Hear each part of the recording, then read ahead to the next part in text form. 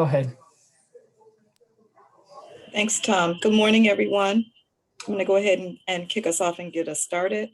Thanks, as always, for joining us for our scheduled Executive Director, Program Director meeting. As Tom mentioned, we do have a couple of presenters this morning as well, so we're going to go ahead and get announcements done, and then we will move into those presentations.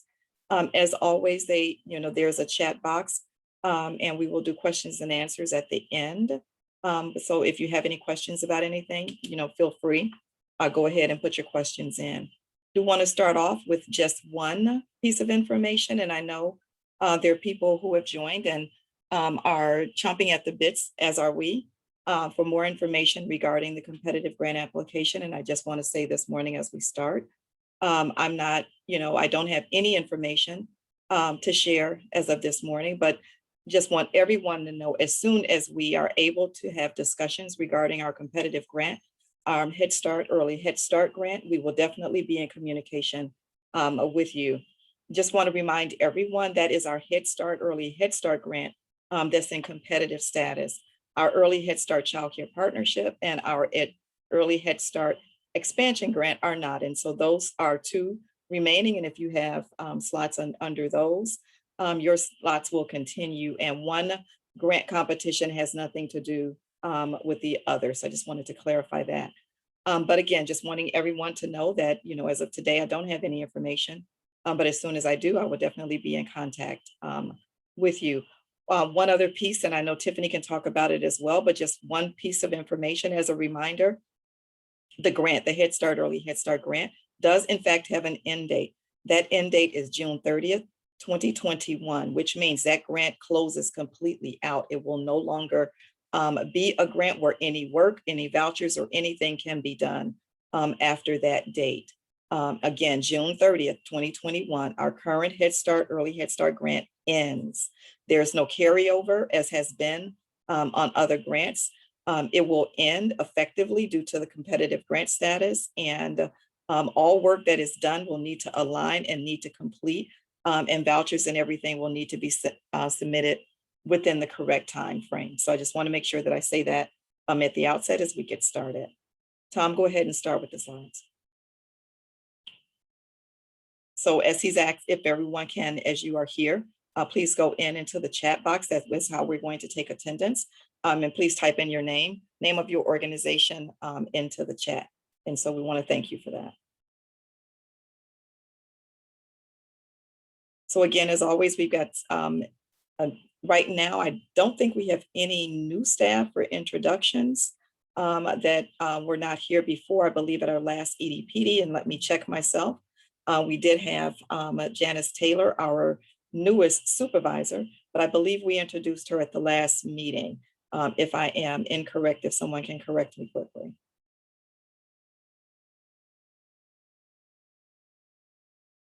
All right, so let's go ahead and get into updates. Next slide. So a couple of things I just want to make sure that everybody is aware. State of Illinois has issued a new guidance effective May 17, and this is new licensing guidance. And one of the changes that were made was an update to paragraph E, where it talks about wearing face masks.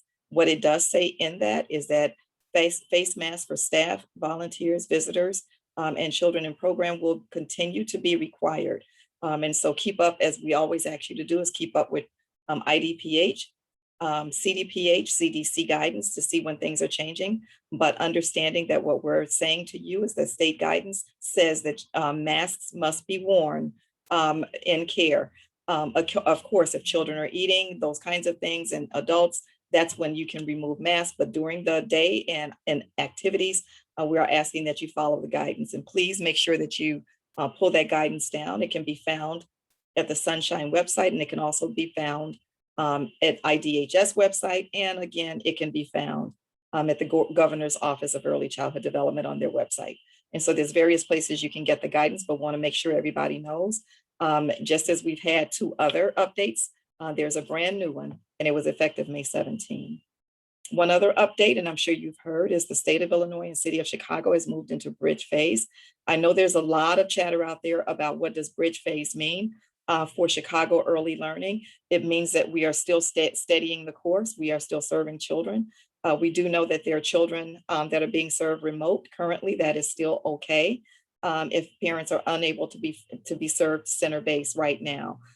We are asking, of course, that the mitigation strategies continue in your facilities, which is making sure that you're in-hands cleaning, your PPE, making sure that you have, the spacings between the children and staff, and all of those guidance points that we've had. You are required to continue to follow those through the bridge phase. And I know we're looking forward to a full reopening. We are not there yet. We're in bridge phase, but we do know that there is discussions out there about full reopening coming up later in the summer. And so keep your eyes and ears on that. There may be another state of Illinois guidance shift at that exact same time. So I am asking everyone to follow the notifications, make sure that you're up to date, make sure that you change your internal policies if need be regarding what kinds of things you're requiring individuals to do. So again, just want to make sure people understand we're moving forward, state and city, and also wanting to make sure that you're looking at all the guidance points and making sure that you're updating anything that you need to, and making sure that you have your strategies in place, that your children are following those, your staff, but that your parents know what it is expected of them. The other thing I wanted to remind everyone, July 1 is going to be here really, really soon. Chicago has been tracking towards getting a minimum wage at $15 an hour. And guess what?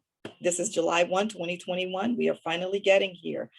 So if you have more than 20 staff members, you are required to pay that $15 an hour. And so everybody start looking at your budgets, making sure that you have staff that are, if they're below that minimum wage, operating here in Chicago, you will need to effectively July 1 change your minimum wage that you're offering your staff.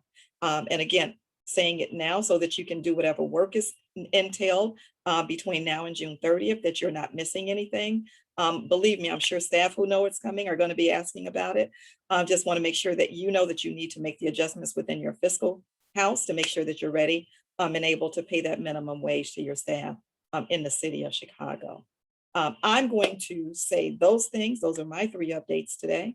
What I'm going to do now, I'm going to turn it over and let my operations unit begin to talk. And again, what I want to say is thank you everyone for taking out time to be with us today. As always, our agendas are always jam-packed because we always have a lot of information for you. So I'm hoping that you'll sit back and enjoy. And if you have questions, use the chat box. With that, I'm turning it over to Elaine and or Seth to give you some operations updates. So thank you, everyone. Good morning, everyone. This is Elaine Millsap-Parker. Just want to give you some update information about our scheduled roundtables. We have started them a little bit early for this program year in preparation for the new program year. And so our expectations is that for our Head Start, early Head Start agencies, we will be meeting with you first. So you should have or will be getting a letter from your respective program operations team lead supervisor informing you of when your roundtable date is set. We will be looking at the 2019-2020 priority area action plans to see what progress you have made and what you may need to carry over into 21-22. We will also be looking at your existing action plans as it relates to implementation to see what progress you have made there. And then we will also be looking at your self-assessment. And so we are moving forward with business as usual in preparation for the new program year. So please respond respectively to your team lead supervisor as it relates to the scheduled roundtables. We will be conducting roundtables again for our Head Start, early Head Start programs first, and then we will conduct roundtables for our PFA, PI agencies as well. I want to move into the Child Transition Tracker. I want to say thank you to each of you Head Start, early Head Start agencies for submitting those Child Transition Trackers to your respective team leads. We are anticipating on doing some follow-up with you regarding those Child Transition Trackers from week to week. These child transition trackers are a requirement of HHS as we close out our 5-year grant cycle that ended November 30th, 2020, but was extended through December 1 through June 30th. And so please be expecting some updated information and requests from your respective team lead. And thank you for your timely response in the information that we will be asking you for regarding these 2 items. Thank you much. And I will now turn it over to B. Thank you, Elaine, and thank you, directors. We appreciate your time. I am going to turn it over to Angela to talk about what we're doing for hearing and vision screen. And then I want to come back and end with something for mental health. Angie. Good morning. I just wanted to take the time out to let the agencies and site know that we will be expanding our regular scheduled visits for vision and hearing screenings for all children, newly enrolled and returning children. We ask that your staff continue to work with us to identify appropriate screening locations be able to conduct the screenings. We also will continue to use precautionary measures to ensure safety for children and staff during our visits. So we ask that you continue to make sure that rooms are clean and disinfected. The staff will make sure that they're wearing PPE during their visit out to your sites. And I'd like to thank you, and I'll turn it back over to B. Thank you, Angie. We just wanted to remind you, program directors, that this is Mental Health and Wellness Month. And so we certainly hope that you are taking some time as leaders to take good care of yourselves. We know everyone is stressed, but you can't be effective leaders if you don't take some time and pamper yourself. So thank you very much. And that is the end of the operations updates. Guess I'll turn it back over to Zareba.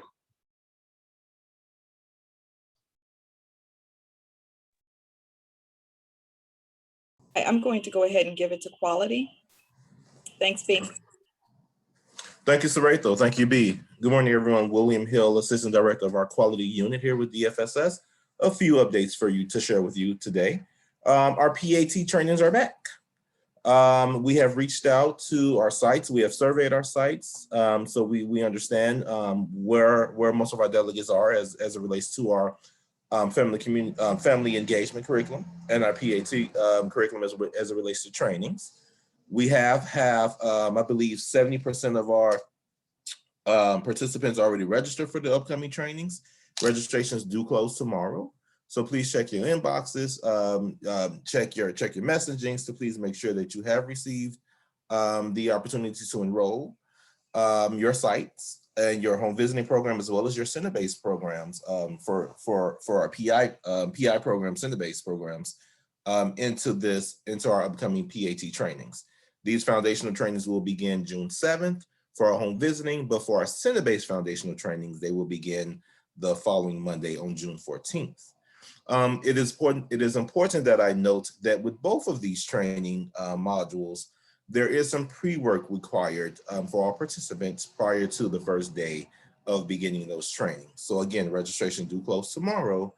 So please be on the lookout for any messaging or correspondence you may have received as it relates to PAT trainings.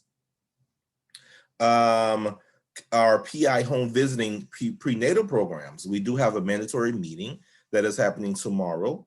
There are 2 options for you to join, and it is mandatory. So we do ask that if our leaders of those home visiting programs are not able to attend, there is a representative there. There's going to be some very important information disclosed there. And we do need all of our PI home visiting programs as it relates to our prenatal programs to be present at those 2 meetings. Again, May 21st at 10 a.m. And then again, the session will run again at 3 p.m. Please register for either one as it coincides with your availability. We also have coming up as it relates to our training and professional development, continuity of relationships. Our survey is still open. We know we sent out a survey weeks ago as it relates to your agencies or your sites' stages on the implementation of continuity relationships. So we will be holding our foundational trainings beginning June 1st. And again, that training will be offered multiple times throughout the month of June. Please be on the lookout for those alternate dates if you're not able to make the June 1st, 2021 foundational training for continuity of relationships. For my final update today, I will be talking about our virtual class observations. Again, as we know this year, everything has taken a new mode or new way of doing things, and mostly it has been virtual or via Zoom. And our class observations are no different. You should have at this point in time received an email, and if not, please keep a lookout again for that correspondence from our National Louis University assessors, who will be in contact again to come and do observations of our sites. As you can see on our slide here, we will be observing all classrooms 0 to 3 and 3 to 5, all program models. And at this point in time, I would like to have Latasha White come in and just share with us a few items or tips as it relates to how we're conducting these class observations virtually, as opposed to the way we've typically have done them. Latasha? Sure, William. So, you know what, I believe that we're going to send out the tips in lieu of talking about them. We'll send them out because we want to make sure that admin is able to get their time in. I just want to say, you guys, we realize that class is so often associated with the designation renewal system. But remember that we're shifting mindsets, right? We want to shift mindsets to incorporate the strategies of class into our everyday best practices. So as William said, observations are virtual, remote. They will be approximately 1.5 hours. We are doing 2 cycles instead of 4 cycles. And we'll send out the information for that. And then I want to think about what will be reporting forward. So just to make sure that everyone knows that, you know, our EDPDs are so that we can remain communicative with you guys and make sure that we're all aligned. And so going forward, as we retrieve and analyze this data, we'll be reporting out our collective information in our EDPs. So this is the time when we can do that. I'm super excited to have T-Stone here today to talk a little bit more about the importance, you know, of class and making it a part of our everyday best practices. So we're looking forward to that. If you guys have any questions about what is going on with your virtual class observation, of course, you know that, as William said, National Louis will be reaching out, or probably has contacted you guys. I just want to ask that you are expectant and responsive to NLU's communications. We want to get those going and retrieve the data as soon as possible. I'm going to ask for William to answer the questions about the class observations in the chat. I see something coming up. And then I will move forward to admin. Tiffany? Good morning, everyone.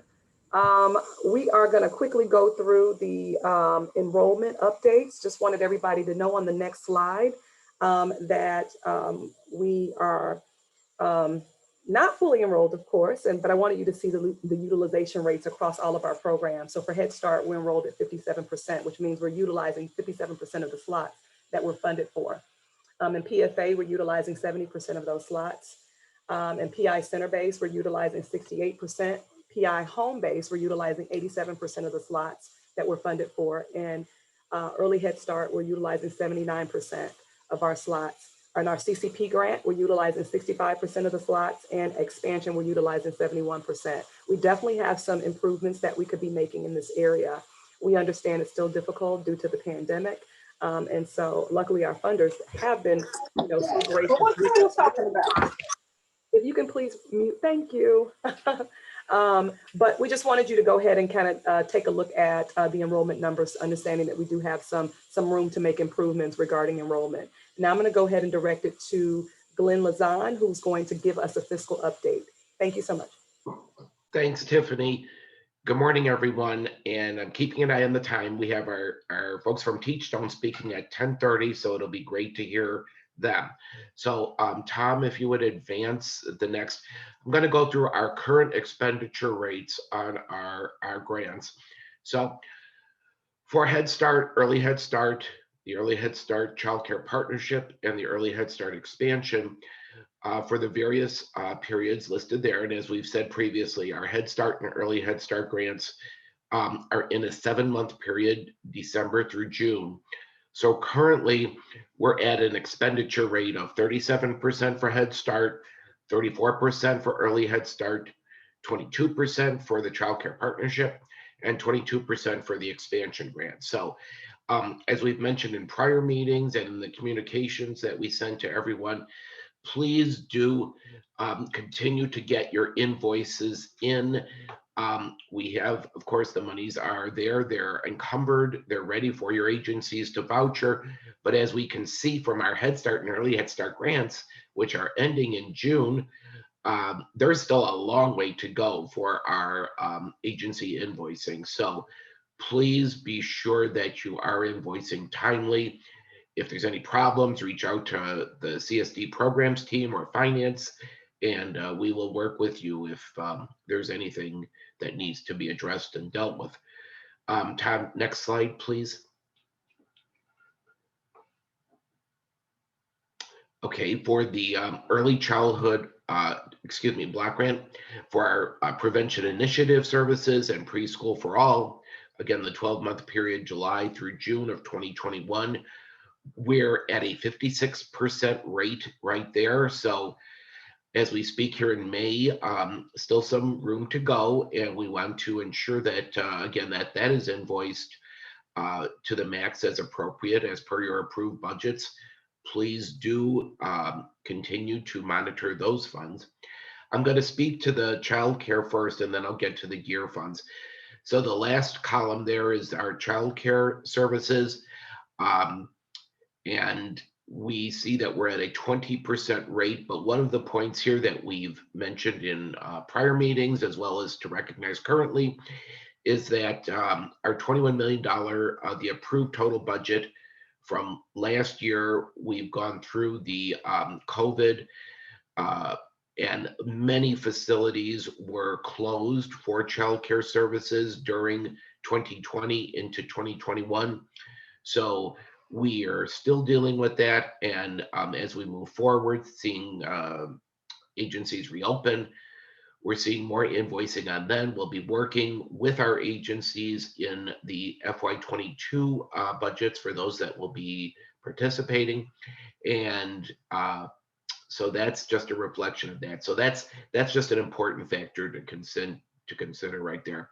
For our gear funds, I'm going to speak to that on another table, so we'll just make a comment here right now that we're at an 8% expenditure rate of the total amount that we were awarded and what has been expended to date. And all of these numbers are current as of this week.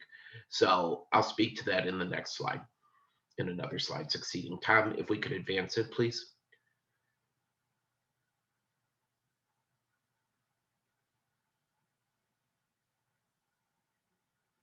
Okay, so some updates here for our cost of living, the COLA adjustments.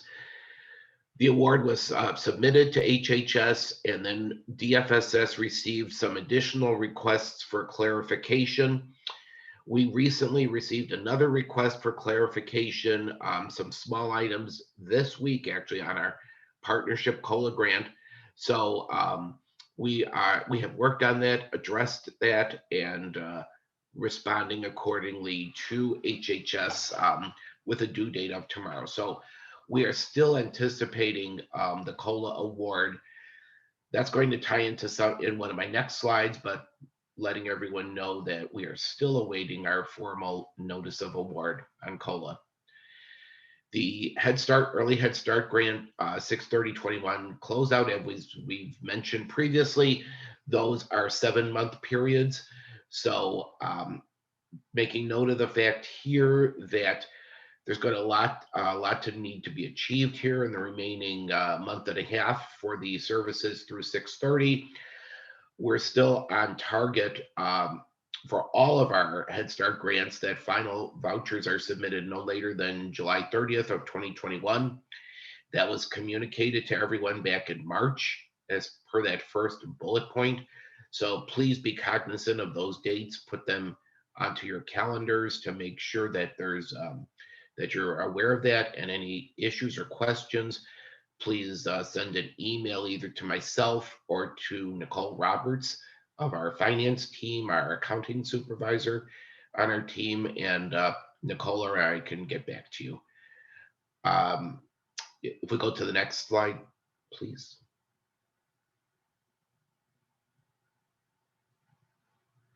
So again, speaking about invoicing, as we all know, cash flow is very important for every agency, so please do continue to submit vouchers at least monthly, and if you can, even sooner. Final vouchers, again, I noted for 6/30, due at the end of July. Another important point of this addressed something that we talked about earlier here when Saretha was talking about wages in the city of Chicago.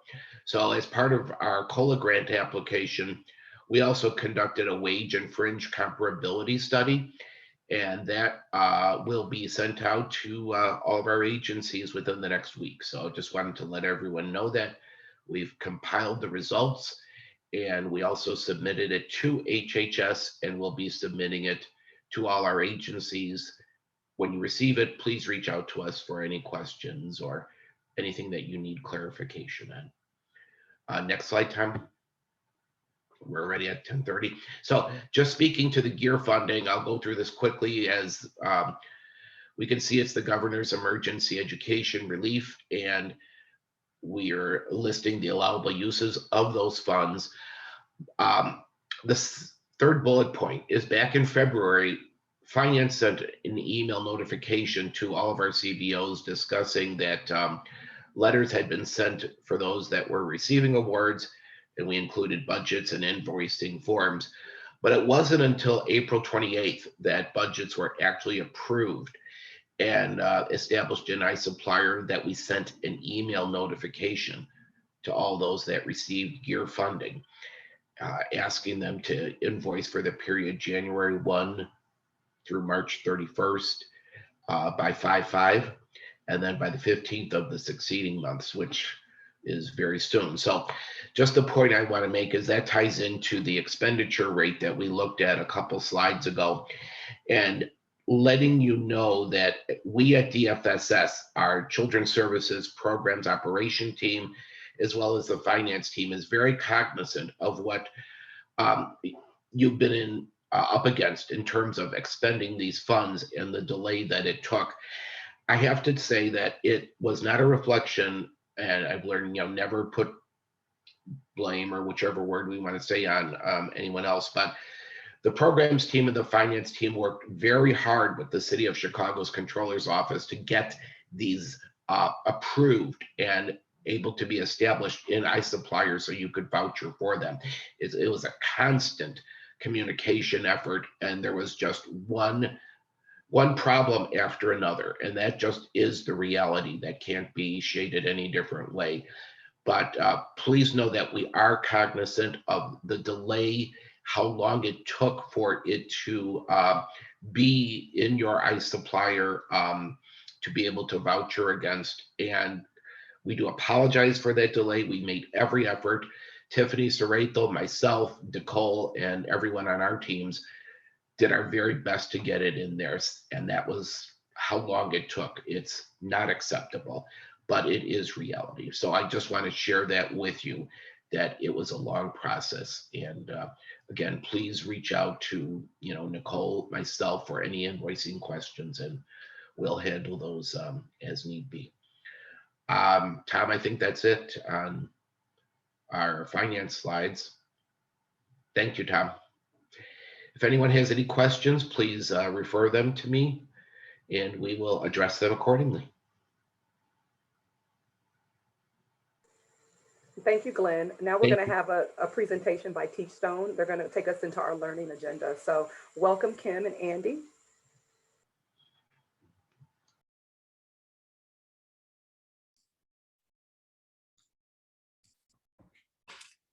Hello, everyone, and welcome and thank you for having us today. Just want to make sure that everyone can hear me and see our screen. Give me a little wave or a thumbs up. Wonderful. Again, thank you so much for having us at your meeting today. And I'm going to introduce myself as Kim Pold. I am the Client Success Manager that works closely with the CSD team here at Teachstone, and just have been watching all of you come into this meeting and seeing all the familiar names and just doing a lot of smiling. So happy to spend this time with you. And I'd like to hand it over to my colleague, Andy. Good morning, everyone. I know many of you from my time at Commons and in DFSS. Happy to be back in this capacity. I'm Andy Krugli. I'm a professional services manager at Teachstone and former colleague of the wonderful Latasha White that you stole from us. And so she she gave us some outline of what she wanted us to cover this morning. And so we are going to get started. Kim is going to monitor the chat box while I'm talking. So if you have questions or comments, please feel free to put them in there and we will try and address all of them. But our objectives for today are to really understand the importance of class, which I know that many of you already do, understand how class data connects to professional development. And we're going to talk about the readiness continuum and how teachers fit into the different stages of change that they're ready to address. And then we're going to tie that to how to individualize professional development for teachers based on their readiness and using the My Teachstone platform, which DFSS has provided for all of you and all of your teaching staff. So we're going to start with a quick video about the power of interactions.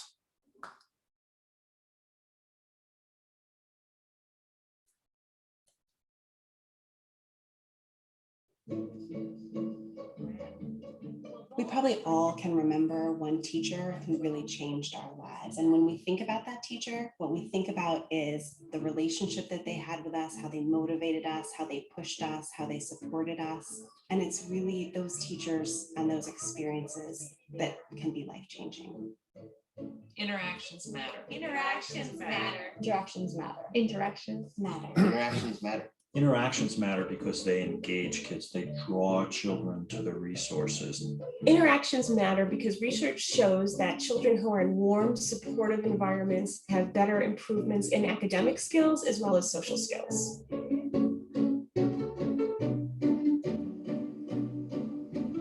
We found Teachstone to bridge the worlds of research and practice, to take those evidence-driven tools, particularly focused on interactions between kids and teachers, and get them into as many classrooms as we could. We work with state leaders, curriculum specialists, and Head Start, as well as local teachers. I think if you looked at all of the resources and services that Teachstone offers to the field, they really fall into these three categories: learn, measure, and improve. We want people to learn about interactions. We want them to transfer those skills into being able to measure those interactions and ultimately to improve them. We see that when teachers change their practices in these ways that are aligned with the class, that students actually learn more.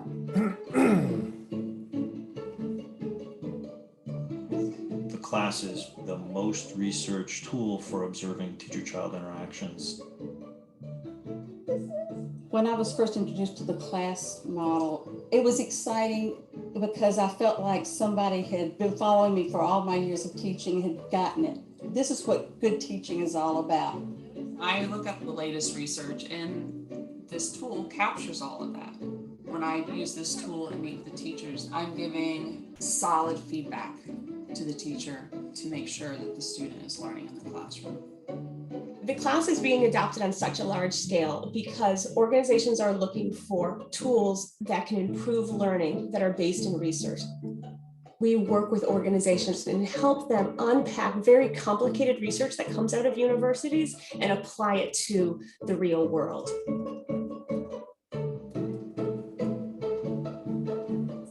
Ensuring that each observer is a reliable observer is essential to the process. What we're going to do is start that next video and give you an opportunity to practice your note taking. And you're going to be looking for the specific behaviors of the teachers and the students who are in the video. You're going to be noting objectively those behaviors that you're seeing. It's objective. It's not me saying, well, maybe you should have done this. It's going down saying this is research-based and here's what I see. Anytime we measure classroom interactions, the goal is really to help improve. Effective teachers are the ingredients of learning. Being able to quantify interactions provides a really powerful lever for change. When teachers change their practices in these ways that are aligned with the class, students actually learn more. The class is having an impact at large organizations at the state level through QRIS systems and Head Start, but it's also having an impact at smaller organizations. We have seen results with the kids in this classroom. It's like finally somebody has decided to do what we need to do. Ultimately, everything that happens in classrooms is about interactions.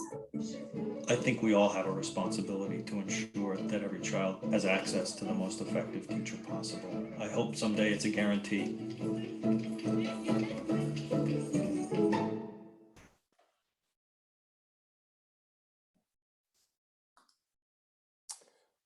All right, so why class?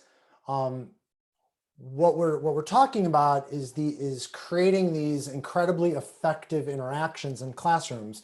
And what we know is that from research studies on the class is that these interactions and what happens in early childhood education carries children through third grade. We know that there are lasting impacts from high impact interactions in early childhood that carry kids through third grade, helps them build better shared experiences, better core critical skills, decreasing challenging behaviors. The class tool allows us to make data-based decisions and inform coaching, but it minimizes that opportunity gap because, again, what we know is that kids who come from highly effective early childhood programs by third grade are doing better in both reading and math. And what we also know is how important that third grade year is, right? Because if kids are reading on grade level in third grade, their chances of graduating high school go up by 75%. And so we track that all the way back to the effective early childhood experiences that kids have.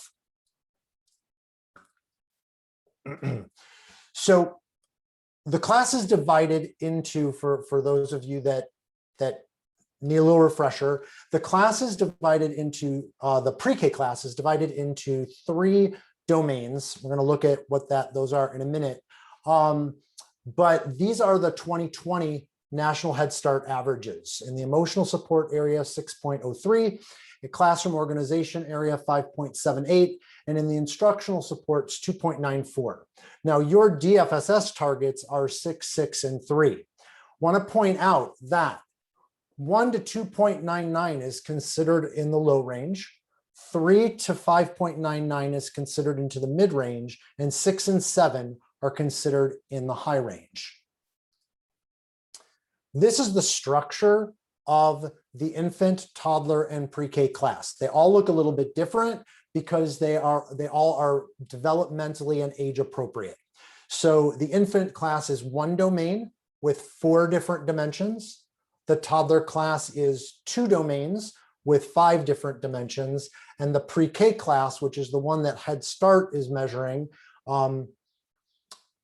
is it 3 domains and 10 dimensions. And as Latasha pointed out before we started, yes, class can put you into designated renewal, but our focus and our work with DFSS is really focused on professional development and improvement and really improving what happens in classrooms between adults and children. And I say adults and children because every adult in that classroom, regardless of what their position is a cognitive coach of children. In fact, every adult that works in any of your centers is a cognitive coach of children, and everyone who interacts with children should be interacting in these 10 dimensions. So this is what a class score report looks like that would be generated out of the My Teachstone platform, which you all have access to. And Kim's gonna take you on a little tour of that near the end of this presentation. But when we look at these scores, we get this score report, it's by dimension, and there's a whole bunch of numbers there. And what we want to talk about today is, what does this all mean? What do we do with it when we get these scores? How do we approach these scores in a way where we can improve the interactions, not play gotcha, but play, how can we look at professional development? One thing I do want to point out is I said that 1 and to 2.99 is in the low range, with the exception of the area of NC, negative climate, where you want to have a low range score. So a 1 in that NC, as shown on this particular slide, is actually good. The 1 down there in the CD, concept development, not so much. All right, so I've seen a report. That's what a report looks like. So what do I do with that? Where do I go with that? What's next? So what's next is we take that observation data. That's what those scores are. That's the data that comes from the observers that are observing in classrooms or observing virtually. And I saw a bunch of things in the chat box about the virtual observations. Just want to let you know, I've had the opportunity to do virtual observations, and it works fine and it's really cool. So you put you at ease about that coming up. But we want to take that data, and then we want to talk about how do we use professional development, put the data with the professional development to create impact in classrooms. And that's what DFSS and the partnership with Teachstone is really focusing on. How do we create more impact for kids? And so these are all of the services that we have been engaging with DFSS. So we've got different tracks. We have a foundations track for teachers. We have a foundations track for leaders. Each of those tracks had some basic class courses, trainings, information. Then people who completed those last year, this year, moved into our advanced class professional development tracks for both teachers and leaders. And they've been involved in many different trainings that are a little more intense, so that they can move into more of a coaching role rather than the learning role, which the foundations are about. And then we've got this area that's in the bottom box of things that were available to everyone. A lot of them were new and created for DFSS. Right now, we're in the middle of our Making It Matter series, which we saw this morning in meeting in the Teachstone DFSS meeting, looked at some great data about the Making It Matter series. We have over 850 of your teachers have been involved in the Making It Matter series. They are happening at 1 to 1:45 every day, small bite-sized chunks of information for teachers that happening during nap time, which is why I think it's working so well. And one of the things that happens is when that's over, teachers are walking away with strategies that they can turn around and use immediately. And again, week after week, we're seeing Very high turnout. I had the time wrong, 1:30 to 2:15, my apologies, but kids are sleeping. So it's a really good time for teachers to engage. We do have 2 more weeks of this coming up. So hoping that maybe even you will take out 45 minutes and watch one of these bite-sized chunks of information. And I'll just jump in, Andy, and anybody on this call that needs any information about getting their teachers into these series, just please reach out to me and we'll get you all set up. It's been a wonderful experience and wonderful positive comments about these bite-sized chunks of learning that DFSS is providing. All right, thank you, Kim. So I don't know if you've noticed, but a lot of the photos that are in this presentation are of things that are happening in DFSS. So this is a group that is in making the most of MMCI or class group coaching.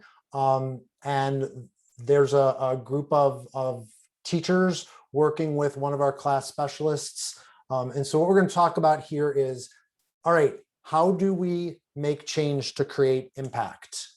Well, one thing we really want to focus on is the strengths-based approach. We want to focus on motivating teachers, not demotivating them. We want to make sure that we are focusing and we start where a strength is, not looking for that lowest score and trying to fix that one, because that takes us to a place of deficit. So we want to, if we start at a place where a teacher is doing well, we can, I call that the low-hanging fruit, right? If we've got teachers who have 3s and 4s in areas on their scores, it's much easier to move a 3 or a 4 to a 4 and a 5 than it is to move a 1 to a 2 and a 2 to a 3.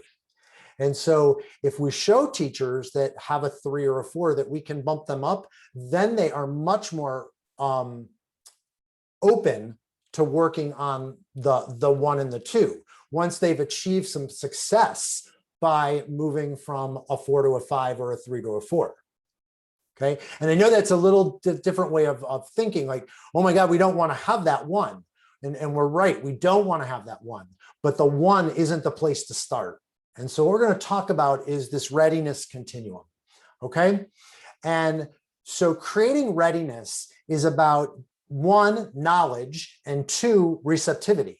And together, those 2 things equal the readiness to change. And so what the partnership between DFSS and Teachstone is, DFSS has funded all of this knowledge giving, right? We're giving your teachers and your leaders all of this knowledge, but getting them to be receptive comes in your agencies and in your centers. And that's the work, that's the culture work, this isn't going to be a gotcha, this is going to be about improvement, and this is going to be about making learning great for kids, right? That work happens in your buildings. DFSS has sunk their teeth into providing all of this knowledge for your staffs.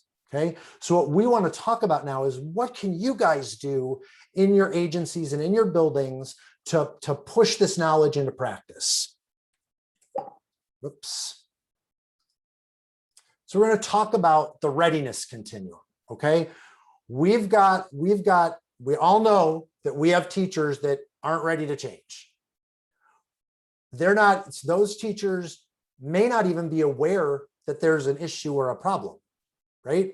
Then we've got teachers that are on the fence that are like, all right, yeah, I could see that, but I'm not sure. I don't know what to do. So they're uncertain about it.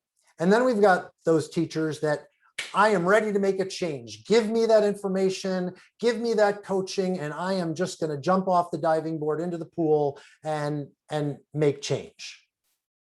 Okay. Now, one thing that we also know about the readiness continuum is, you can be ready to make change in one area and not ready to make change in another area, which again is why we want to start with that 3 or a 4. So if in teacher sensitivity, I've got a teacher who's got a 4, That teacher is right there, right in the middle. That's low-hanging fruit. We can bump that teacher up into a higher range. But if they've got a 1 in concept development, they're not ready to change there yet. So that's not the place to start. All right. So I'm gonna throw a challenge out at you guys right now. Think about a teacher who's not ready. And you all have them, right? What are things, and pop them in the chat box, what are things that teachers who are not ready tell you? I can imagine we've got some of you can think of a few statements that you've heard.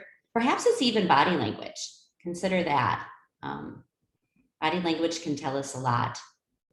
I'll give you the first one. I have been doing this for 25 years and I am doing it fine.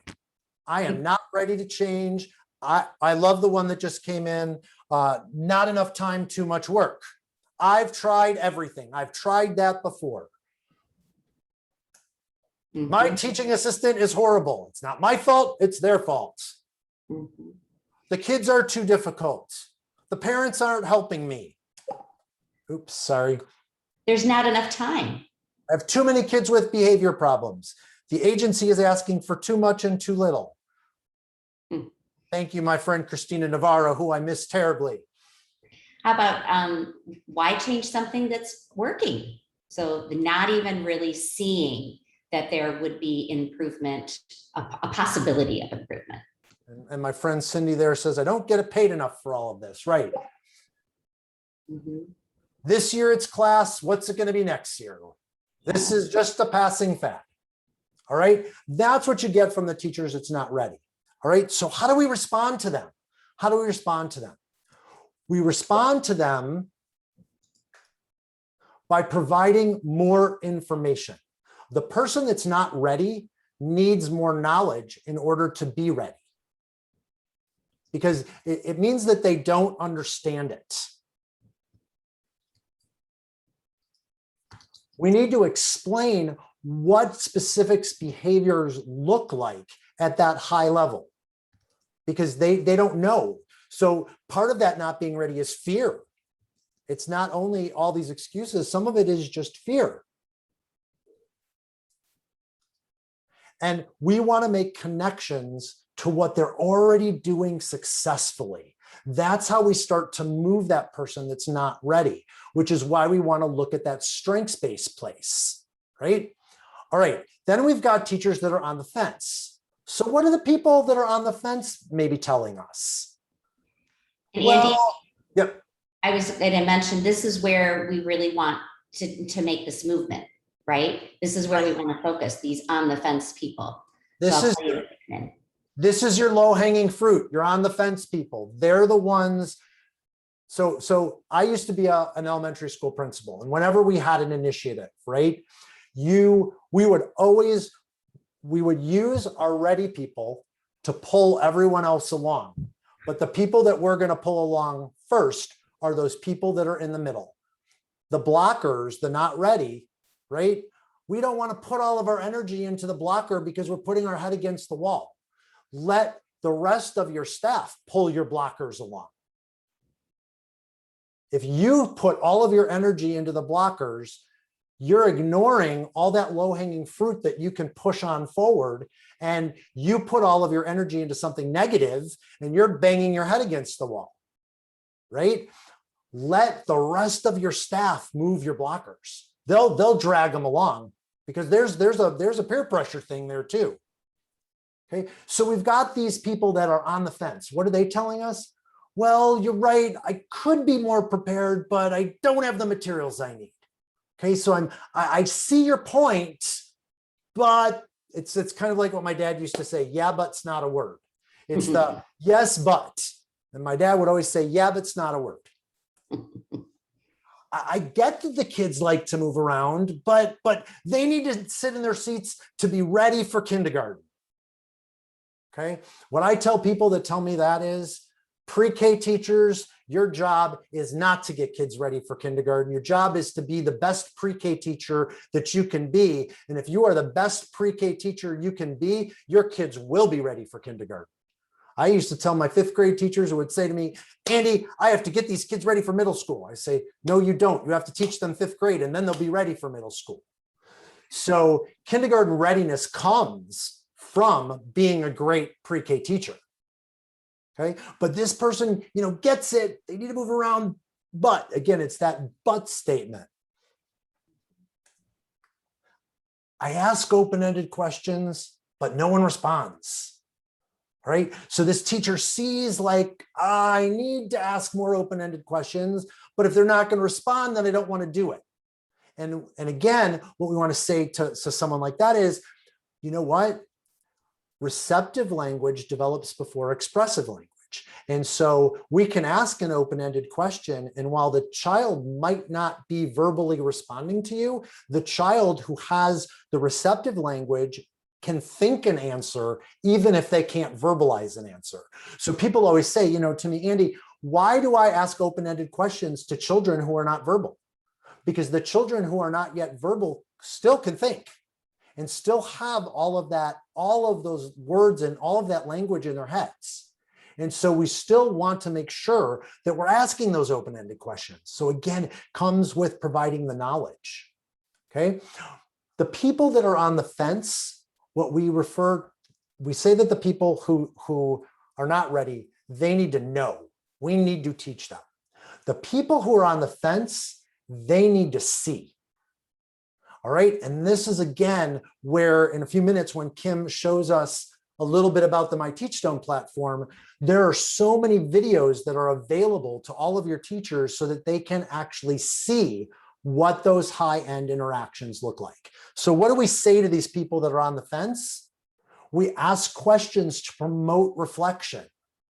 Hey, what did you do in your classroom today that really worked? And then what did it look like? Get a teacher to think back to what happened? What did I do that worked? Because I know I did things that worked. And what happened? What did it look like? Summarize what the teacher has said and reiterate it back. That's actually modeling, like good language modeling, what we should be doing for kids. So it's the parallel process of what do? We have to model the behaviors that we want our teachers doing with children. We have to model that with our teachers. And that's called the parallel process. So we want to summarize what they're saying and be reflective. I had a leader consultation yesterday with one of your leaders. And I said, how do you start your conversations with your teachers? And she said to me, well, I say, how did it go? What's going on today?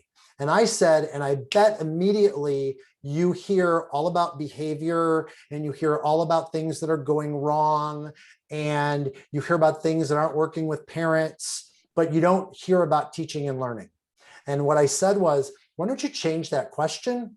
And why don't you start that conversation with, tell me what your kids learned this week. Because it focuses it back on learning and thinking and not on problems. Tell me what your kids learned this week. And then the next question is, what did you do to make that happen? What did you, teacher, who's working so hard, who isn't getting paid enough money, right? What did to do this work? What did you do to make that learning happen? That's your strengths-based, and that's going to push people forward. And identify and reduce the barriers for people. Those are the things that we can do to get those people that are on the fence to move. All right. What teachers say that are ready for change? They're the ones, they're ready for change when they're reflecting. When they say, I'm having a tough time. I don't know how to handle all the behavior management. Not, I have all these problems that I can't fix. I'm having a tough time. Can you help me? You know that teacher's ready. I can tell the children aren't engaged, but I'm just not sure what to do about it. This person is craving coaching. A person who says that is craving the coaching. And so we have to be really receptive to teachers that are here because we don't want to push them to not being ready, right? These people are ready and we need to help them run. I got a 3 in language modeling and I really want to do better. Again, it's asking for that help. So what do we do with these? What do we say to them? We support goal setting. We support risk taking. We support the risk taking because a teacher that's willing to take a risk is a teacher that's ready to jump off that diving board, right? And we have to say, it's okay to take a risk. It's okay to take a risk. The problem becomes when you've got a really reflective teacher, if they take a risk and it fails, that teacher is going to know it failed. And so then your conversation is, okay, you took a risk. Great. It didn't work. Why? Let's talk about it. The people that aren't ready to change, when they take the risk, they don't even know that the risk failed if it failed. They just think it went great, right? The reflective teacher comes in and says, yeah, I took that risk and it didn't work. So this is what I'm going to do differently next time, as opposed to pretending everything was fine. Whoops. We need to encourage ideas about change, and we need to collaborate in the action plan for demonstrating new behaviors, right? Teachers need to own it. Teachers need to own it. Many of us have had the experience of a teacher coming in and the teacher just says, tell me what to do. Just tell me what to do, right? Because they want to do what you want. They want to do it right. But the problem with that is that solves a problem for about 10 minutes. It solves because, right, we're fixers.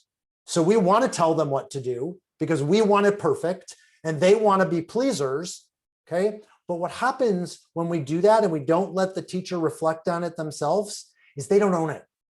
They don't own it. And then the rubber band effect comes into play. Yep, I'm going to do that for about 10 minutes and then I'm going to go right back to what I was doing. And it doesn't set in, it doesn't sink in. And if it's not owned by them. The other thing when people, thank you, Monique wrote, it has to be intrinsic, right? If it comes from me, I'm going to own it and I'm going to believe in it. Okay. The other thing is when people say, just tell me what to do, tell me what to do. A lot of times, and I know we've all experienced this, teacher going, and then they go back into the room, shut the door and do what they want to do because they don't own it. So we need to think about this readiness continuum as this know, see, and do. Okay. If I'm not ready to change, I need to know more. If I'm on the fence, I need to see what it looks like in video or in my own room and be self-reflective. And if I'm ready to change, I need to do it and I need to be allowed to do it.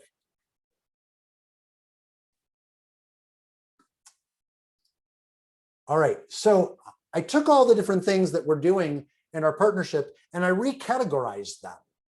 All of these foundations pieces are no. It's the knowledge. And then the advanced pieces, we're teaching people or you're investing in your internal capacity to coach, which is seeing and doing.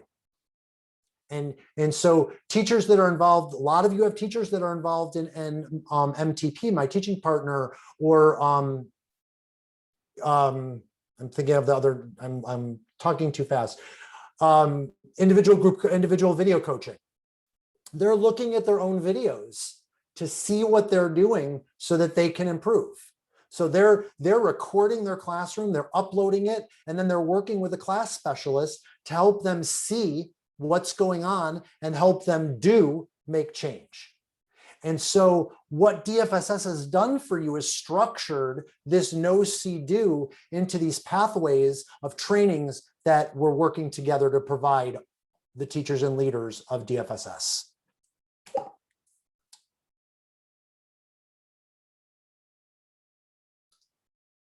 All right, so how do we take this readiness continuum and put it into practice? Okay, you're getting your score report. So you're going to have people that are coming in, or your National Lewis folks that are going to either zoom in or beam in and do your observations.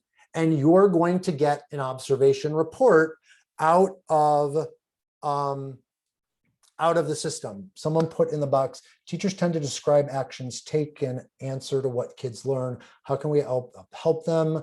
How do you know kids learn? That's a great question. Sharon, thank you. That's a great question. And that's probably after I ask someone, what did kids learn today? And I say, what did you do? You could ask them, how do you know they learned it? How do you know they learned it? And one thing that I really talked about, and I'm going to go down a little bitty rabbit hole right now, but one thing that I talk about is thinking about how teachers are lesson planning. And am I lesson planning based on what kids are going to do or what kids are going to learn? Am I putting out activities for kids to do, or am I putting out activities with intention for kids to learn? And so one thing I tell coaches is look at those lesson plans. If it's a list of activities, then say, all right, what do you want out of these activities? Because then we're setting up the intentionality, not just keeping them busy with an activity. All right, so we get this report. It's the same report we looked at a minute ago.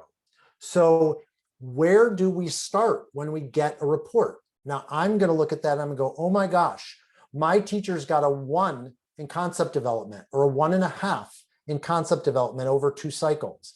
That's low. I don't want that, but that's not the place to start. Okay, that would be starting from the deficit based. So I'm going to look at this and I'm going to say, wow, in ILF, which is instructional learning formats, I have a teacher that's got 3.5. There's my low hanging fruit. That's where I'm going to start. Okay.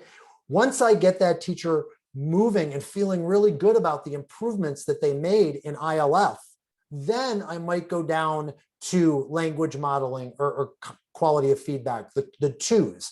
Probably not going to touch that 1 until my 3rd coaching cycle with them, because I want to keep moving people forward, not making people feel bad. And though that's not intuitive. Intuitive is fix the 1. We don't want to have a 1. But that strengths-based place says start at that ILF. So that's where we get into the My Teachstone platform, which all of your teachers have access to. And I'm going to stop sharing my screen and I'm going to turn this over to Kim, and she's going to give you an overview of what your leaders and your coaches and your teachers all have access to. And then I'm going to come back and talk to you about goal setting, because I know everybody from working at Chicago Commons, I know everyone's got to put a goal in COPA. So I've got some suggested goals for you that will tie all of this work together, that will individualize goals and be really good goals that will tie into all this work that we're doing in this partnership. So Kim, take it away. Okay, so did you happen to give me, oh, you did give me. I did. Green, all right, thank you so much.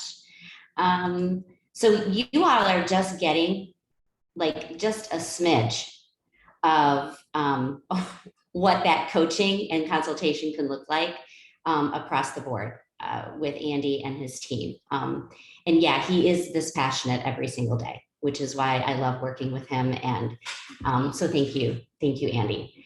So we are on the My Teachstone platform, okay? We are sitting here right now in the report section.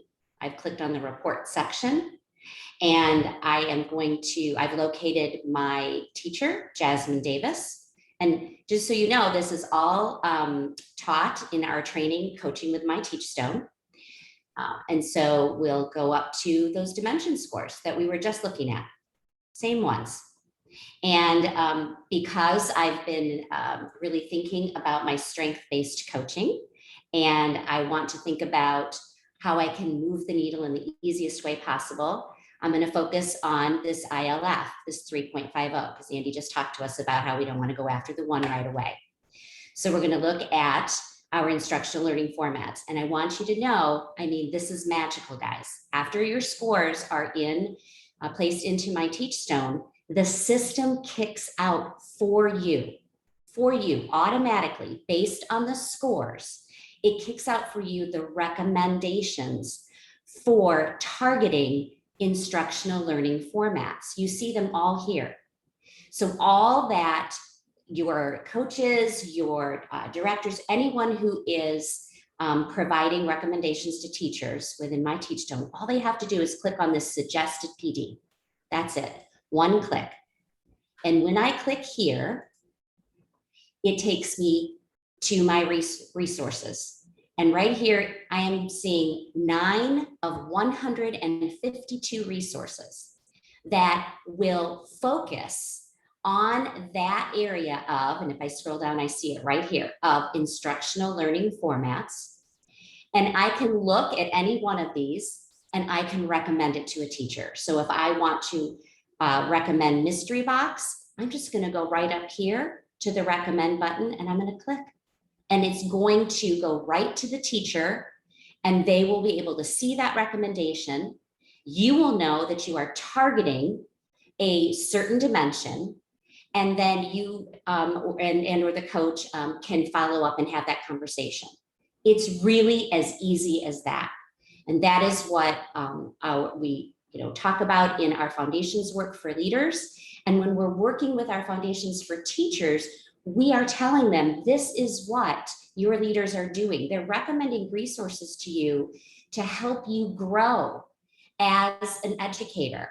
That's why my Teachstone platform exists. And that's why DFSS feels it's so important for teachers and all of you as leaders to be engaged in the My Teachstone platform. Okay, Andy?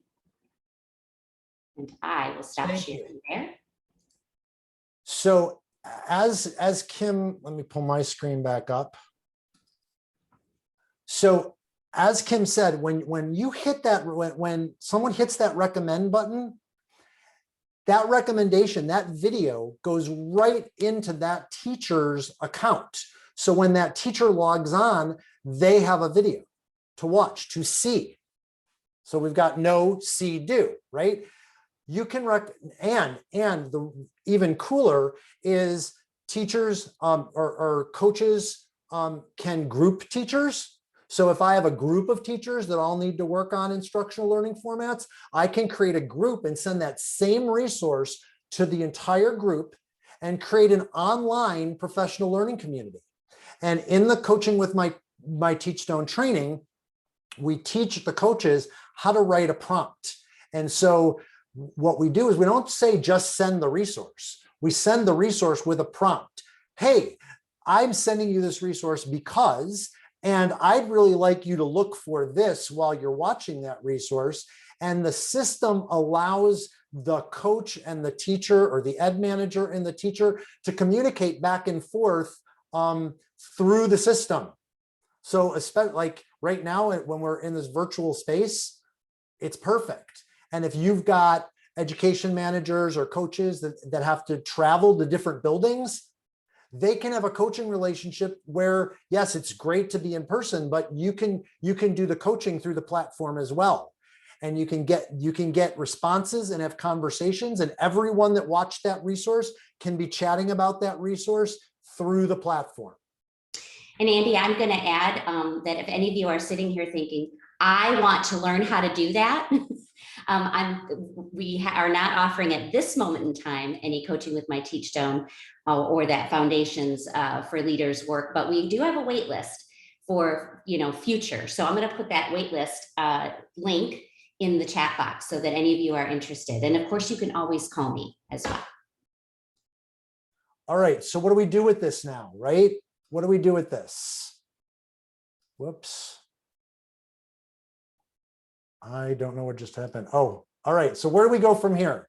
And this is a nice video of my teaching partner course with a class specialist working with 2 teachers and coaching them on video that they had sent in.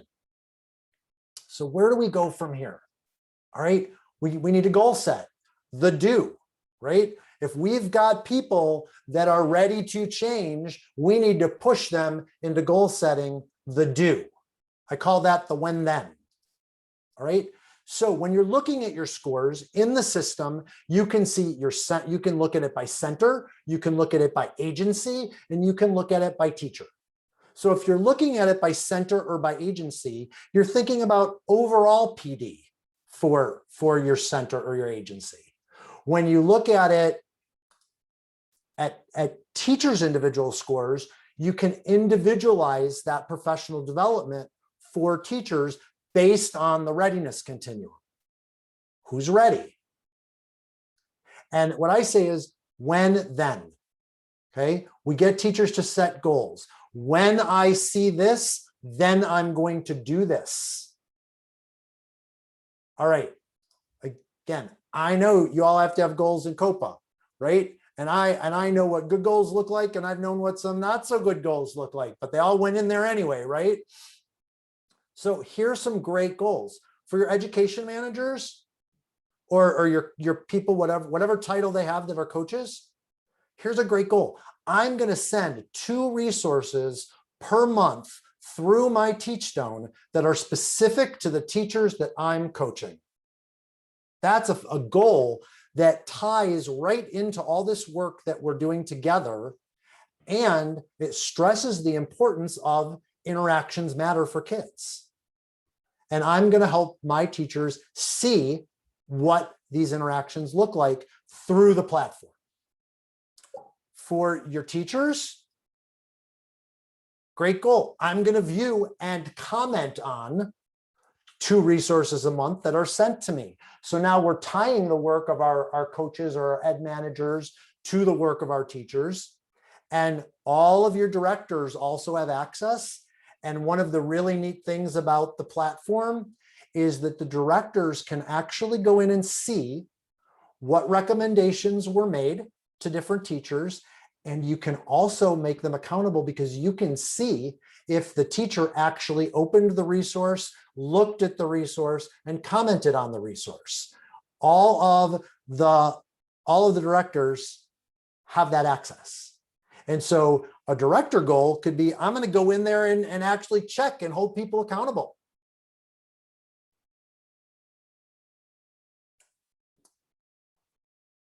All right. I talked really fast for 50 minutes.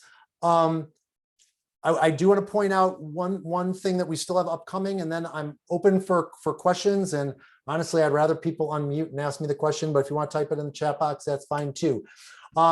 If you are interested in learning more yourselves, okay, about class, we do have 3 upcoming observation trainings. Now, an observation training, let me preface this with, an observation training teaches you actually how to score, how to go into a room and score. You've got people that are doing that for you through National Lewis. However, I highly recommend taking these courses because what it does is it really lets you know when you're done, you're probably not going to be the one that goes out and scores.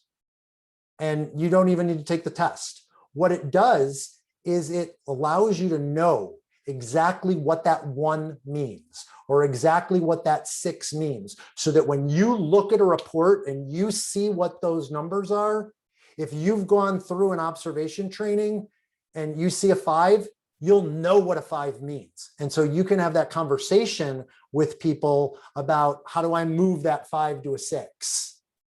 Okay, so DFSS is offering this not because they want you to go out and score, because you got people that do that, but to really, and this is a 2-day intensive course, but you'll be watching a ton of video and you'll really understand what those scores mean when it's over. And I'll tell you, it's one of my favorite courses to teach. It's just a wonderful, wonderful course. And so we've got 3 of them upcoming, and you can reach out to Kim because there are seats open in all 3, pre-K, toddler, and infant. All right, questions.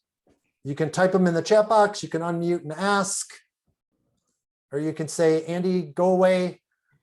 we're done with you. So Andy, I'm just gonna ask, I have a question. Is ops training really your favorite? Because I think they're all your favorite. I No, think there's it's a little fib there. actually my favorite one to teach is ops training. Good.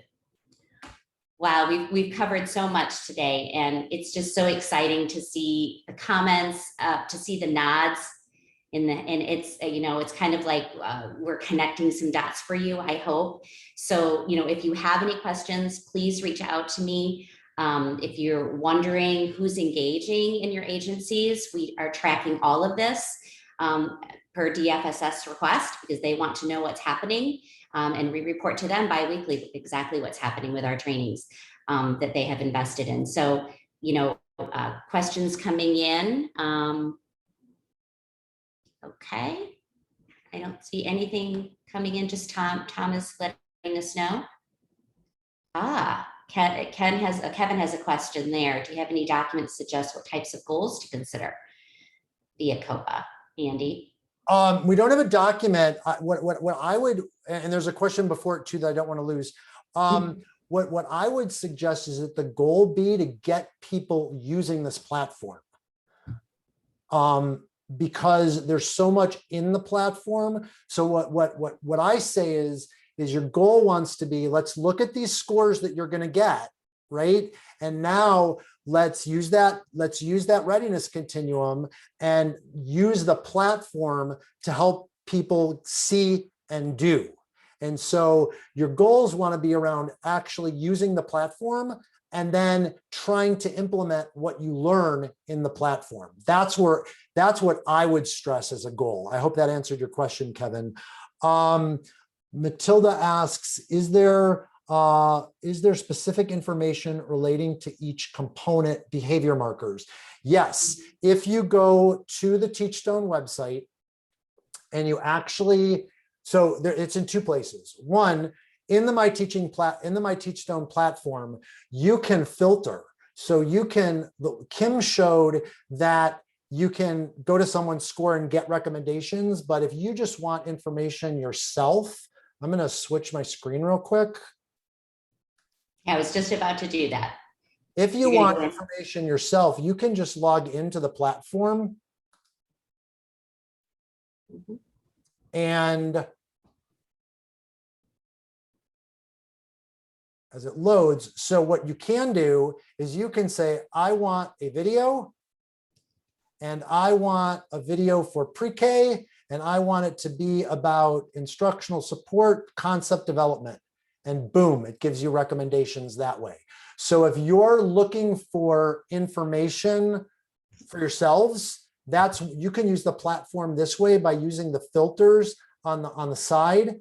The other thing that you can do is, Kim, if you wouldn't mind popping in the chat box, the reliability support, teachstone.com/reliability-support. If you pop that in there for me. At our reliability support page, which is really for people who are having trouble passing their test, there's a ton of dimension-specific information there that you can just use to learn, even if you're not trying to pass a test. So that would be what I would recommend to Matilda based on her question. And I just popped that into the chat. Hey, I don't see any other questions coming in, and I think we are right at our 11:30 mark. 11:30. Yeah, we did. I was monitoring you ever so closely, Andy. So thank you all for your time today. I hope that you found this informational, and I hope that it maybe gives you a little bit of excitement to maybe visit the Teachstone website, find out more about the partnership with DFSS, and reach out to me and use me and use your resources. And talk to the folks in your agencies that are going through these trainings. Yes. And have conversations with them about what they're learning and what they're doing with what they've done and what their trainings were like. Talk to them about it. So thank you for having us. Thanks for having us, Latasha and William and Tiffany and all the DFSS folks. Thanks for inviting Kim and I out, or to beam in. I hope next time we can be live. Yes. That would be great. Thank you, Kim and Andy, for that wonderful presentation. I just want to follow it up with, I have always gone by the statement that you have to inspect what you expect, right? And so these are the standards that we are holding for our delegates. We want to make sure, you guys, that in order to be able to talk about these concepts and strategies, that you are knowledgeable about them. So please do follow up with Kim. Please make sure there should never be not one professional development that has empty seats. So I want to just encourage you guys to get involved so that you're able to articulate and convey these teaching strategies that are here for you to learn about. The platform is there for you to incorporate and implement. So please make sure that you reach out and that you get involved. So thank you guys again for such a wonderful presentation. I said it in the chat that you guys made me so proud, and hopefully moving forward, we'll have some more of these to come. So we're right on time, 11:30. We're gonna switch over to Chapin Hall. If someone can come in, thank you again, Andy and Kim. Appreciate it.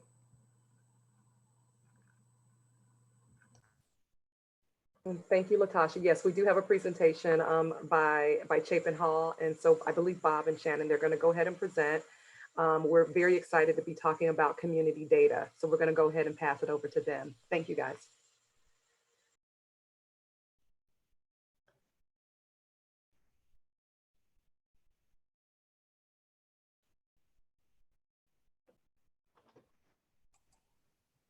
Go ahead, Shannon. You can begin. Okay. I don't know if I know Bob is on the call and I think was going to start, but let me just sorry, I am here. Sorry, I had a sticky mouse there for a second. So I'm Bob Durga. You've already heard my colleague Shannon Giltman. This is going to be a tough act to follow, so I hope we have your patience. And Brian Samuels, our executive director, also wanted to mention that. Next slide, please. So what we're going to do today is I'm going to talk a little bit about Chapin Hall for those of you who aren't familiar with the organization. Previous slide, please. And then we're going to talk a little bit about project activities, things that we've done with and for DFSS over the past number of years. Then we'll talk more specifically about our community assessment work. And then finally, most of the time is going to be spent on Shannon demonstrating a new website we've been developing that will be part of the Children's Services website, division website, when that's up. Hopefully we're modernizing our old ones. So Chapin Hall has been at the University of Chicago for about 35 years now. We're really focused on well-being of children through rigorous research and analysis. Our goal is really to put data into the hands of policymakers and practitioners so that they can have a better impact on child and family well-being. We've done a lot of work with social program administrative data, and that's a lot of what our websites are based on. Our community assessment work is based on a lot of administrative data collected by multiple agencies, but we do a lot of work around evaluation and implementation of policy across a number of different domains and sectors. Next slide, please.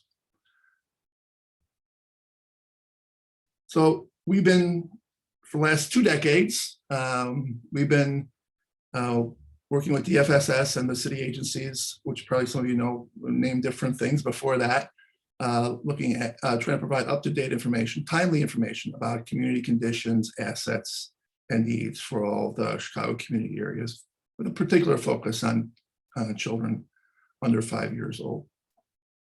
So we developed 3 websites over the years that are public websites that anybody can go to, but they're really focused on the needs of the delegate agencies and DFSS staff to better understand conditions at the local level, focused on supply and demand for early care and education, the characteristics of young children in Chicago, and then really focusing on a tool that looks at the needs in each community or the needs around the community of each provider. Next slide, please. We've done other things. I just wanted to briefly talk about that before Shannon goes into the demonstration of our new website. We built a tool called Canopy, which is really based on work we did almost a decade ago, trying to understand the relative need for Head Start, but also other ECE across Chicago. So how would we best allocate Head Start slots if we had a good sense of the needs in each community? We've recently done an exploration of the Teaching Strategies Gold assessment to focus really on how that's a tool for early childhood teachers, as opposed to a tool for statistical purposes, which it really should not be. A few years ago, we did an evaluation of the Chicago Young Parents Program. We recently, just obviously last year, looked at maps, trying to understand where COVID is highest and how that relates to child poverty and enrollment. And we've also looked at the workforce and looking at strategies to increase the number of ECE teachers in Chicago, focusing on credentialing training. A lot of things you are all very familiar with. So at this point, I also want to mention if there are any questions along the way, please put them in the chat. We'll try to address them. Happy to do that. But at this point, we really wanted to keep most of the time for Shannon to demonstrate our new website. And just wanted you to know that we're going to be testing this website, doing user testing to make sure it's responsive to the needs of users. And then we also are intending to provide some training on the use of the website, because we really do believe that it would be a great resource for delegate agencies in doing their community assessment work around their proposals. So with that, Shannon can take over and begin.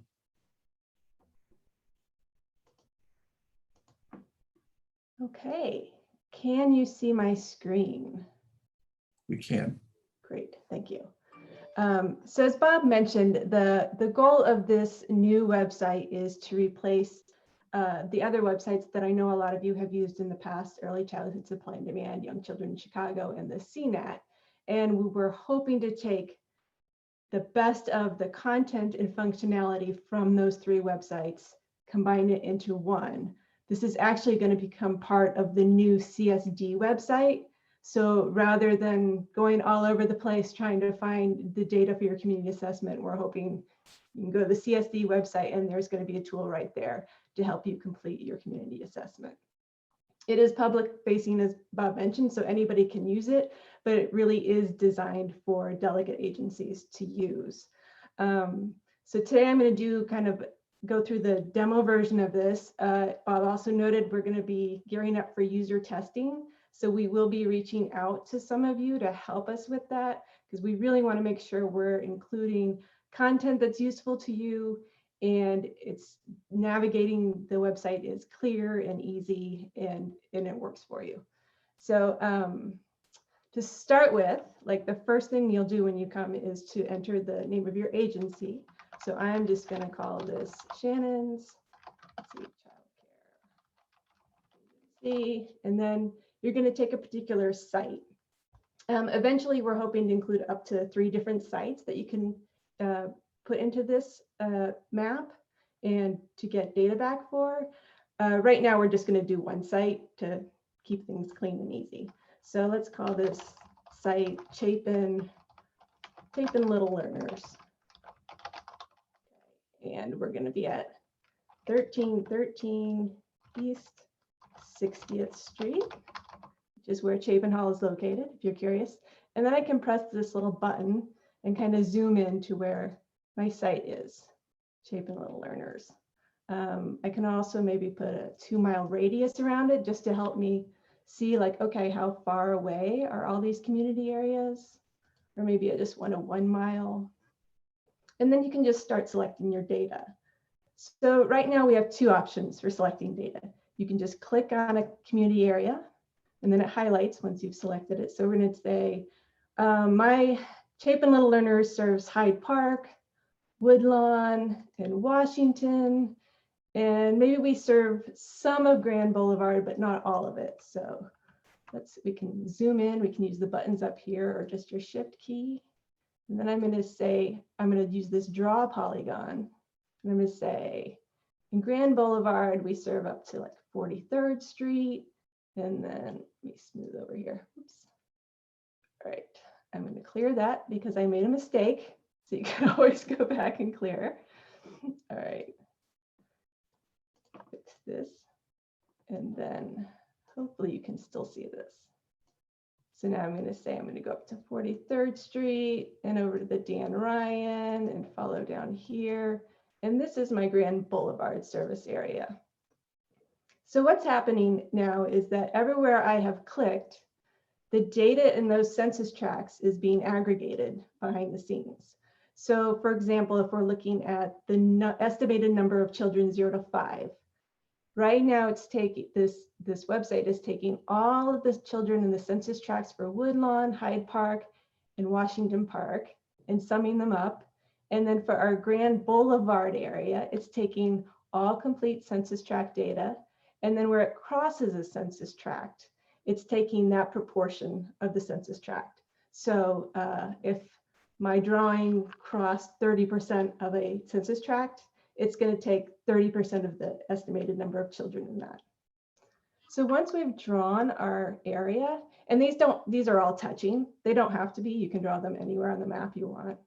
But once we've done that, we can go up to this Generate Report button. And that's going to actually produce a Word document that has some of the data pre-populated for us for just your service area. Before we hit that button, I want to look through the results pages a little bit just to show you some other features. So this first Community Demographic and Need tab, these are our main indicators that are going to go into the community assessment document. So for population and poverty, we have like a comparison of the number of kids in Chicago versus our Chapin Little Learners service area. So we have both a table and a chart kind of showing the differences in the percent of kids total under 200% of the federal poverty level, under 100%, under 50%. And then we have a little value box on the top here that just highlights one of the indicators. So in this case, that 36% of children in this service area live below 100% of the federal poverty line. And that's compared to the Chicago average of 26%. So the other tables in here kind of similar for race and ethnicity. We got a little error there. Languages, we're just kind of highlighting the number of people in the service area who speak English less than well. And then in the table, we have the different languages that are spoken by households in the service area. So you can kind of scroll down and that can help inform what you write in the narrative sections of your community assessment. I'm going to show you this early childhood programs tab. So this is going to list all of the Chicago Public School and DFSS delegate agency sites that are in your community area. If you want to see them, we can click on them and then pick a site to highlight there.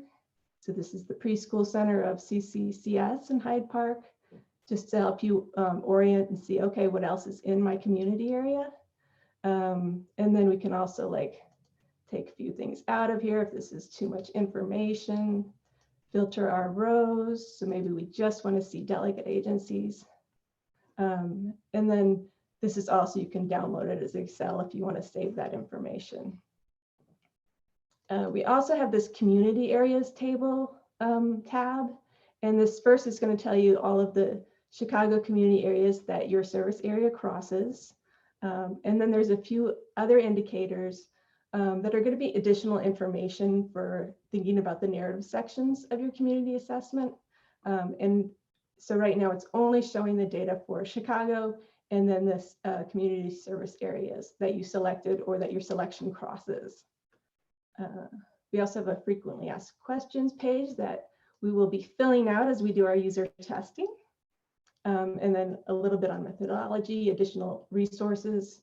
Again, this is going to be part of the CSD website, so we'll kind of work to make sure we're only including things that aren't already on the new website.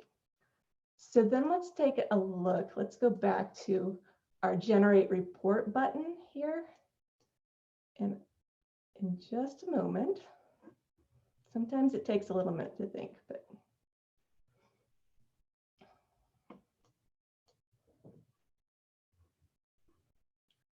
or maybe, I'm not sure if I pressed it. There it is. We have this little pop-up. Depending on what your web browser, it'll pop up in different areas. And you can open the Word document. And Bob, can you confirm for me that you're seeing the Word document? Great, thank you. Okay, so we'll have community assessment update for Shannon's childcare agency, and then some instructions. And then there'll be narrative sections where you can just type in what you want to type in. These are expandable, so you can add as much as you want. Again, letting you know which community areas your service area has crossed. We're going to get a little Chicago-sized map with your area highlighted to kind of orient where in the city your service area is. And then we'll get a little bit of a closer map for the area that you drew so we can really see the details of what that includes. And then as we come down, we start to fill in some of the information. So here we have eligible infants and toddlers, and we're seeing that same table that we saw under population and poverty levels, where we have the total population for our Chapin Little Learners compared with Chicago, the number under 200% of the federal poverty level, etc. And then the same for preschool age children 3 to 5, race and ethnicity, and so on and so on. And I'll just, let me pop back to the website here. I did forget to point out that the default is 0 to 5. We can change that to show for 0 to 2 or for 3 to 5. So those are the main highlights, and I'm conscious of the time we have for this. So I think I want to pause and take a few questions or.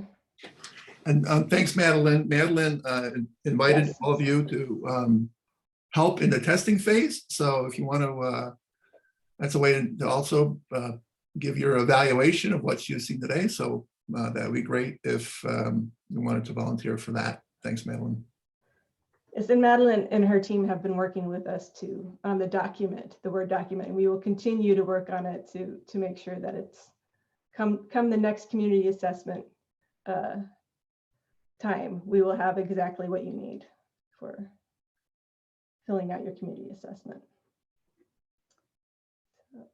Yeah, the point of the document was so that you don't have to kind of cut and paste. It puts you right in the document, and you're off to the races on your for your proposal.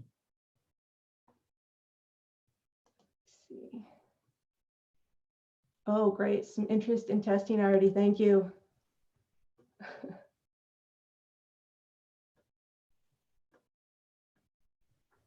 I am looking, okay, looking for questions. I'm not seeing them, so pipe up. Oh, here we go. Is it possible to integrate the API to other agency website with their site's demographic information? Good question.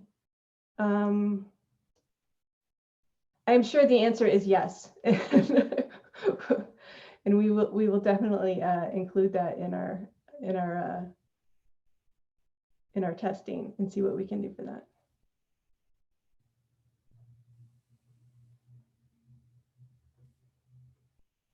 Yeah, that's a great suggestion. Yes.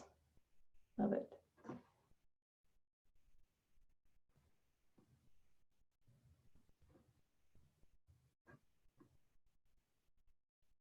Okay. Thank you.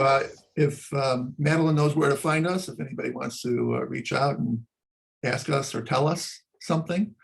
So again, we appreciate the opportunity to work with DFSS on this project in our 16th year. And we're even happier about being able to modernize the website and be able to make it easier for everybody to use. Okay, I'll stop sharing and hand it back to whoever's next. Okay. Thanks, everyone. Thank you, Deputy. Thanks, everyone, for to both presentations. Both were great information. Great to see us moving into modernizing, as you said, Robert, with the website and making sure that people have access to the data and information that they need. Again, thanks to those of you who in the chat box said, yes, you're interested in testing. In order for us to make sure that this is working, Chapin Hall would love to work with you guys to make sure that we can run some test modules and see. Again, thanks everyone for spending time with us. So in closing, I just want to remind you of a couple of things. We are looking forward to next program year. And what we're looking for is full opening, all classrooms, in person, serving children, making sure that we're doing everything that we can to reach out to families.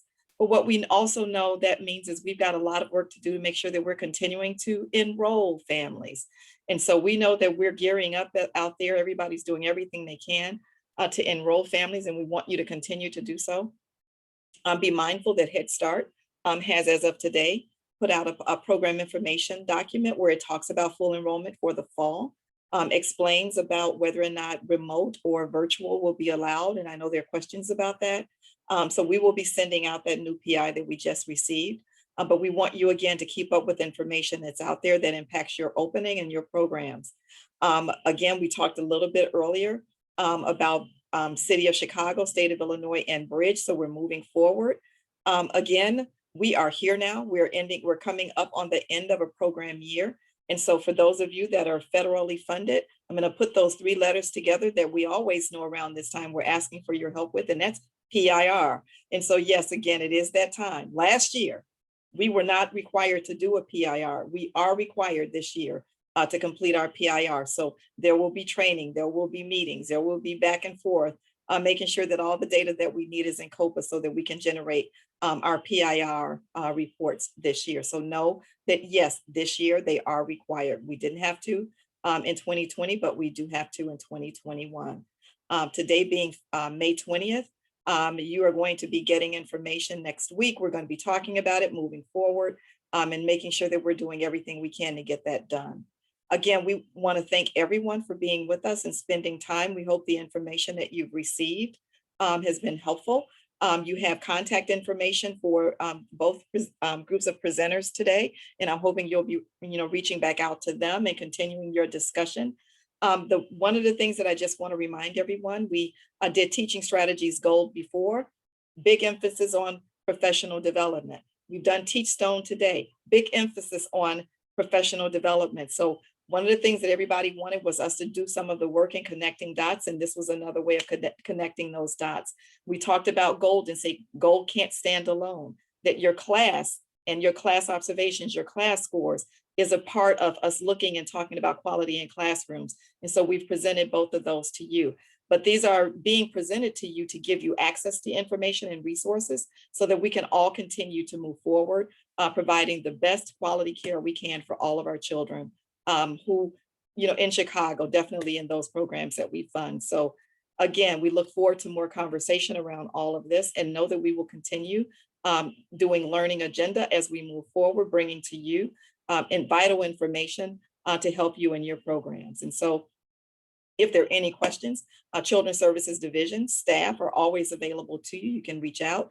If there are any questions after we complete, you can definitely reach out to any of us and we're here for you.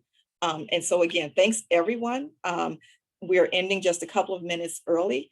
I've been looking at the chat, trying to see if I see any other questions coming up. I haven't seen any that we have not addressed. You know, I want to thank you as you're thanking us for a great meeting. I thank you because this is all for you. This is us giving you the information so that you are able to do everything that you need in your house. One question just popped up. Who do we reach out to for PAT? If you're looking at information for PAT, you will reach out to William Hill in our quality unit. Again, reach out to William Hill and he can talk to you about PAT. Just hesitating to see if anything else comes up in the chat. You're welcome before we close out today. For home visiting only programs, are there any updates on in-person visits? And yes, I do have a document that Tiffany shared with me just yesterday that I need to respond to, and it is about in-person visits and going back into homes.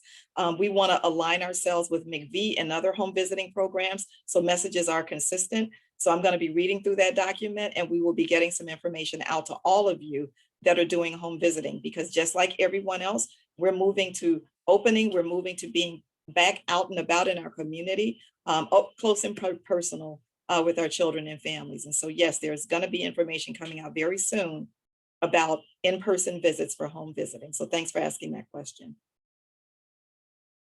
And you're welcome, Connie. With that, I'm going to go ahead and say thank you. I'm going to give you 4 minutes, and I'm hoping that all of you will do the best you can with those 4 minutes. Oops, Cindy said, no, you're not. I've got another question. When do we anticipate the PFA-PI awards? Tiffany, do you have any updates on that? Yeah, so we're putting together our allocation, Cindy. We're trying to make sure we get all of our slots kind of allocated out here. I would say be looking for it mid-June to come out. And if you haven't seen anything mid-June, just go ahead and send me an email or give me a call. Thank you. Thanks, Tiffany. Thanks for the question, Cindy. And so by my clock, you still get 4 minutes. If we hurry, you got 4 minutes and you can do some great and wonderful things with that. You've been sitting for 2 hours. I can think about some of the things that many of us now need to go and do. So everybody have a great afternoon. Please stay safe, be well. And remember, vaccinations are available across Chicago. Anyone who has not, we definitely encourage everyone to go out and get vaccinated. So everyone, thanks again. Have a great afternoon. Take care, everyone. Bye-bye.